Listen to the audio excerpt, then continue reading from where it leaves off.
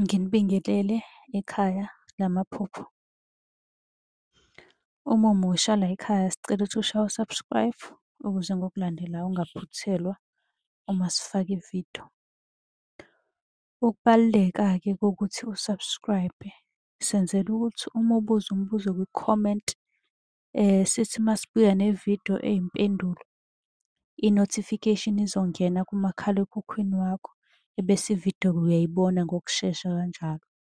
Kanti uma unga-subscribe-ile, angeke uze ubone nhlobo ukuthi cha, impendulo usuyitholile. Ngakho-ke uma unombuzo buza kwi-comment sizokwenzela ividiyo.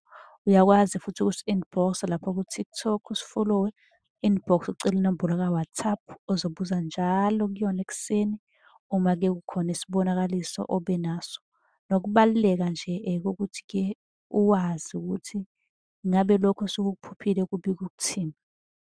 Ake singene-ke kwelanamhlanje sikuchaza impuphu. Ake sikhulume ngempuphu ukuthi impuphu uma uyiphupha yona-ke ngabe isuke ibika ukuthini. Impuphu ephusheni uma uyiphupha isuke iyinto enhle. Ngabe futhi kusuke kukhona okuhle okuzayo. Isuke ibika inhlanhla, kusho ukuthi idlozi lakini lihle futhi-ke likubhekile. Kusho ukuthi kunedlozi elihle elikugadile noma ngithi elikubhekile.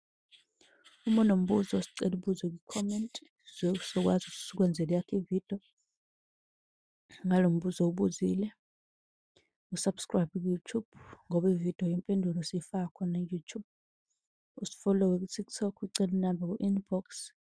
Usi-follow-we naku-Facebook nakhona siyatholakala ukuze noma ngabe inini-ke uma ubuza umbuzo sikwazi ukuphendula lapha ku-WhatsApp, ucele inamba ku-inbox. Nisale kahle.